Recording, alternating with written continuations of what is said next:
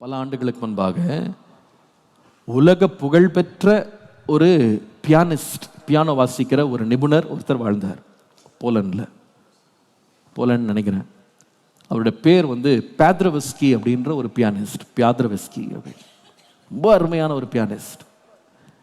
அவர் ஆரம்ப காலங்களில் அவர் அவ்வளோ தூரம் புகழ் பெறலை. அப்போ தான் அவர் பியானிஸ்டாக எழும்பி வர்றாரு. அவருக்கு ஒரு நண்பன் ஒருவன் இருந்தான், அதே ஊரில் இருந்தார். அவர் பெரிய ஒரு நிலையில் இருந்தார். அப்போ ஒரு நாள் அவர்கிட்ட போய் சொன்னாராம், நான் இந்த குறிப்பிட்ட பட்டணத்துக்கு போகிறேன், ஒரு கான்சர்ட் நடத்துறதுக்கு போகிறேன். எனக்கு அந்த மேயர்லாம் எனக்கு தெரியாது, அந்த ஊரினுடைய தலைவர்லாம் எனக்கு தெரியாது. ஆனால் எனக்கு கொஞ்சம் சந்தேகமாக இருக்குது, என்னுடைய மியூசிக்கை எவ்வளோ பேர் அக்செப்ட் பண்ணுவாங்கன்னு தெரியல. ஆனால் அந்த மேயர் ஹெல்ப் பண்ணார்னா நான் ஒரு பெரிய வெற்றியோடு நான் வர முடியும்.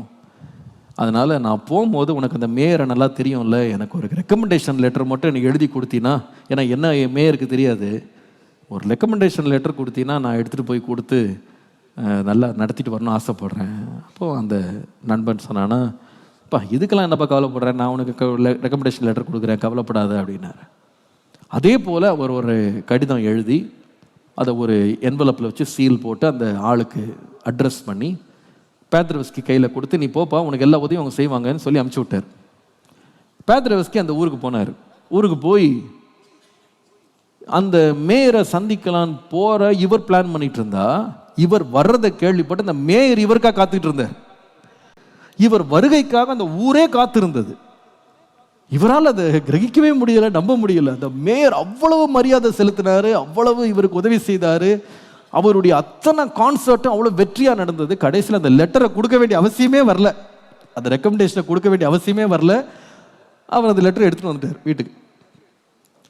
இந்த சம்பவம் நடந்து 20 ஆண்டுகள் முடிந்தது. 20 இயர்ஸ் முடிஞ்சிருச்சு. பேத்ரவஸ்கி ஒரு நாள் அவருடைய தங்கியிருந்த வீடை மாற்ற வேண்டிய ஒரு சூழ்நிலைக்கு வந்தார். வீடு மாற்றணும். அப்போ அந்த வீட்டில் உள்ள பொருட்கள் எதெல்லாம் தேவை எது தேவையில்லைன்னு பிரிச்சுக்கிட்டு இருந்தார். ஏன்னா வீடு மாற்ற போகிறோம், போகிற வீட்டுக்குள்ளே எல்லாத்தையும் இதுக்கு எடுத்துகிட்டு போகணும், இல்லை தேவையில்லாதெல்லாம் இங்கே விட்டுடலாம் அல்லது கொடுத்துடலான்னு சொல்லிட்டு அவர் ஒவ்வொன்றா சார்ட் அவுட் பண்ணார். அப்போது அவருடைய டெஸ்கில் ஒரு ட்ரா இருந்துச்சு. திறக்கும்போது உள்ளே இந்த 20 வருஷத்துக்கு முன்னாடி அவருடைய நண்பன் அவருக்கு ஒரு லெட்டர் கொடுத்தாம பாருங்க, மேயருக்கு ரெக்கமெண்ட் பண்ணி அந்த லெட்டர் இருந்தது, அப்படியே ஓப்பன் பண்ணாமலே இருந்தது. இவருக்கு ஒரே ஆச்சரியம். அதை பார்த்து, ஐயோ இன்னும் லெட்டர் இங்கே இருக்கேன்னு சொல்லிட்டு, சரி இவர் என்னதான் எழுதியிருக்காரு பார்க்கலாம் அப்படின்னு சொல்லி ஓப்பன் பண்ணார் லெட்டரை. அந்த லெட்டரை ஓப்பன் பண்ணி படித்தால் என்ன எழுதிருச்சு தெரியுமா? இந்த லெட்டரை கொண்டு வர்ற பேத்ரவஸ்கி அப்படின்ற ஒருவர் நீங்கள் அவருக்கு உதவி செய்யணும்னு சொல்லி அவர் எதிர்பார்த்து என்னை ரெக்கமெண்டேஷன் கொடுக்க சொன்னார். எனக்கு தெரிஞ்ச வரைக்கும் இவர் ஒரு பெரிய பியானிஸ்ட்லாம் கிடையாது, இவர் ஒரு சாதாரண மனுஷன் தான், ரொம்ப பெருசாலாம் ஒன்றும் நீங்கள் அவரை பற்றி நீங்கள் நினைக்க வேணாம், ஏதோ கொஞ்சம் கொஞ்சம் அவருக்கு உதவி செய்யுங்க போதும், மற்றபடி ரொம்ப பெரிய பிரம்மாண்டமாக அது செய்ய வேணாம்னு எழுதி வச்சுருந்தாராம். பேர் என்ன? நண்பன். எழுதுனது என்ன? A true friend is very credible. Very credible. நம்முடைய ஆண்டவர் நமக்கு ரொம்ப நல்ல நண்பர். ஆமென். அவர் உண்மை உள்ளவர். சொல்கிறவ ஒரு சர்ச்சுக்குள்ளே வரும்போது கூட இன்னைக்கு ரொம்ப மனசு குத்துற மாதிரி இருந்துச்சு வார்த்தை. ஆண்டவர் குத்துருன்னா குத்திடுவார், காயம் கட்டினா காயம் கட்டிடுவார். இந்த மாதிரி இந்த மொழுப்புறது இந்த மழுப்புற வேலையை அவர்கிட்ட கிடையாது. See, if you are wrong, he just speaks straight to you. ரொம்ப குத்துது பிரதர்னா, that's how God is. That's how he is. See, if he finds something wrong, நம்மகிட்ட அதுக்கு தப்புன்னு தெரிஞ்சிச்சா அதை நேரடியாக பேசிடுவார். அவர் தான் காயப்படுத்துறாரு, அவர் காயம் கட்டுவார். ஒளிவும் இல்லை மறைவும் இல்லை. நம்முடைய தேவன் எவ்வளோ நல்லவர். நம்முடைய வாழ்க்கையில் இந்த நண்பர்கள் ரொம்ப முக்கியங்க. இந்த நண்பர்கள் வட்டங்களை நம்ம சரியாக தெரிந்து கொள்வோமானா நம்முடைய தனிப்பட்ட வாழ்க்கையை நம்ம காத்துக்கொள்வோம், நம்முடைய குடும்பத்தை நம்ம காத்துக்கொள்வோம், நம்முடைய வேலைகளை காத்துக்கொள்வோம்.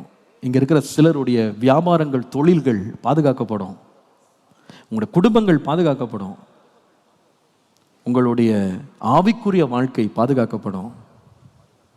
இந்த காலையில் கர்த்தர் பேசின வார்த்தைகளை நினைவு கூர்ந்து என் வாழ்க்கையிலே நான் தேடுகிற, நான் பாராட்டுகிற, மேன்மைப்படுத்துகிற நண்பர்கள் இந்த 3 கேட்டகரியில் இருக்காங்களா அப்படின்னு யோசிக்கிறதுக்கு ஒரு நேரம் இது. ஆர் தே கன்சிஸ்டன்ட், நிலைத்தன்மை உள்ளவர்களாக இருக்கிறாங்களா? காலத்திற்கு ஏற்ற விதமாய் மாறுகிறார்களா? சாயம் மாறுகிறார்களா? நல்ல நண்பர்களை தெரிந்து கொள்ள கர்த்தர் கிருபை தருவாராக. 2வது, do my friends have control over their attitude, their anger, their appetites? அவர்களுடைய ஆசைகள் மேல், அவர்களுடைய உணர்ச்சிகள் மேல் கட்டுப்பாடு உள்ளவர்களாக இருக்கிறாங்களா? கட்டுப்பாடு அற்றவர்களாக அவங்க வாழ்ந்துட்டு இருக்காங்களா? என்னுடைய ஐக்கியங்களை குறித்து நான் ஜாக்கிரதையாக இருக்கணும். 3வது, credibility, உண்மைத்தன்மை, நம்பகத்தன்மை அவங்ககிட்ட இருக்கா? உண்மையை பேசுவாங்களா? சும்மா வெறுமனே நம்மளை உற்சாகப்படுத்துறாங்களா? துதிபாடிகள் வேண்டாம், நேர்மையா இருக்கிறவர்களை நண்பர்களாய் சேர்த்துக் கொள்வோம். ஆண்டவரே, எங்களுக்கு இந்த ஞானத்தை தாரோம். நீர் எவ்வளவு உண்மை உள்ள ஒரு நண்பனா இருக்கிறீரு, நீர் மாறாதவரா இருக்கிறீரு. இந்த உலகத்தில் நாங்கள் சேரும் சிநேகிதர்களும் சரியான சிநேகிதர்களாய் நாங்கள் தேர்ந்தெடுக்க கிருபை தாரோம். Let me repeat the 3 words. Whether you are a layman, whether you are after a leader, whether you are before the Lord. நீங்க ஒரு சாமானிய மனிதனா இருக்கலாம், நீங்க ஒரு தலைவனை பின்பற்றுகிறவராக இருக்கலாம், நீங்க தேவனோடு உள்ள உறவாக இருக்கலாம். சிநேகிதம் ரொம்ப முக்கியம். அந்த சிநேகிதத்தின் வட்டங்களை நாம் சரியாய் வரையறுக்க கர்த்தர் கிருபை தருவார்.